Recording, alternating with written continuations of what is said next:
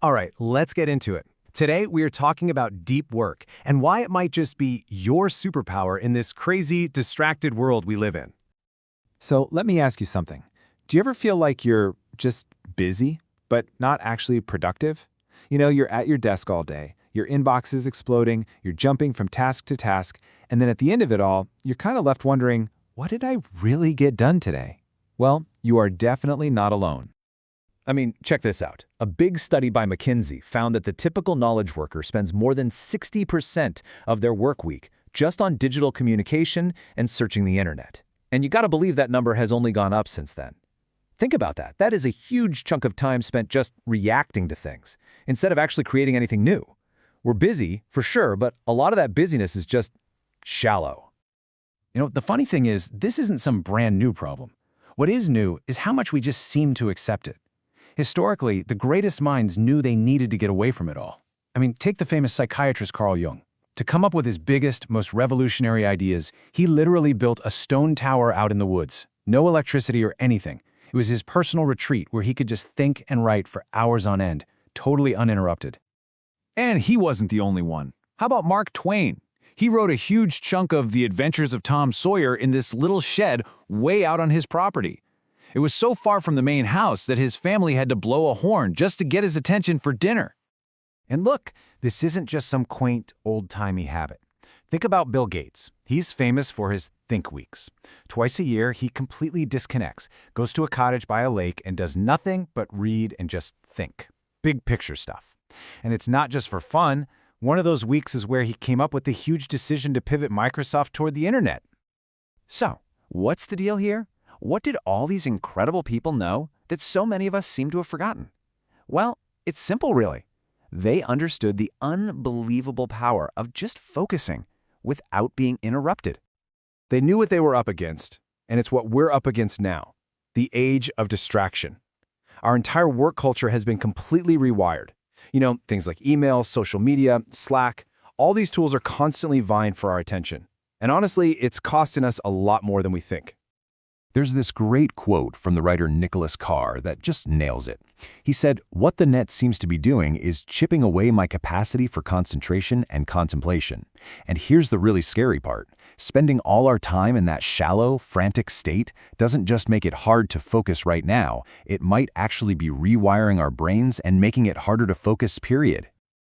Okay, so how do we fight back against this? Well, we need to start by getting our vocabulary straight. We have to really understand the difference between two totally different kinds of work, deep work versus shallow work. So let's break it down. Deep work. That's when you are completely zoned in, no distractions, and you're really pushing your brain to its limits. This is where you create brand new value, stuff that's actually hard for other people to do. Then you have shallow work, and that's pretty much the opposite. It's all the logistical stuff, the tasks that don't really demand much from you. Answering a bunch of emails, posting on social media, sitting in those endless status meetings. It's easy for anyone to do, and it doesn't create much real value in the long run. And this distinction isn't just some little productivity hack. It's way bigger than that. It's actually a core economic argument. To really get why this matters so much, we have to look at the money. Which brings us to the big idea, the absolute heart of this whole thing, the deep work hypothesis. It goes like this. The ability to do deep work, to really focus, is becoming super, super rare. But at the exact same time, the stuff you can create with that focus is becoming more and more valuable. See that gap? Rare on one side, valuable on the other. That right there, that's a massive opportunity. So you might be asking, okay, but why is it so valuable? Well, it's because deep work gives you the two main skills you need to crush it in today's economy. Number one, the ability to learn complicated things fast. And number two, the ability to produce work at a truly elite level. We're talking top quality and top speed. And guess what? You can't do either of those things without deep work. It's just not possible. Okay, that all sounds good in theory, right? But what does it actually look like in the real world? Well, let's look at the story of one guy who really put this to the test and basically unlocked his own superpower. So this is Jason Ben. He had a pretty good job as a financial consultant. But then he had this terrifying realization. Most of his job could be automated away by a simple spreadsheet macro. He was replaceable. And that's when he decided he had to do something drastic. He quit his job, decided he was going to become a programmer, even though he didn't know the first thing about code.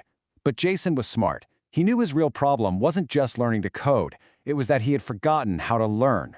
So he locked himself in a room, no computer, with just textbooks and note cards, and he literally retrained his brain to focus. After just 2 months of that, he joined one of those super intense coding boot camps, and he graduated at the top of his class. The result? He landed a high-paying job at a major tech startup. And the payoff, wow, it was just staggering. In about 6 months, he went from a job paying around $40,000 a year to a developer job paying over $100,000. Now that is the power of deep work in action. So how did he pull that off? What's the secret sauce? Well, secret number 1 is all about how we learn. When you focus super intensely on one skill, you're firing the same brain circuit over and over and over. This tells your brain cells to wrap those neurons in this stuff called myelin. Think of it like insulation for the wiring in your brain. It makes that whole circuit faster and way more efficient. So you're not just practicing, you are physically building the skill into your brain.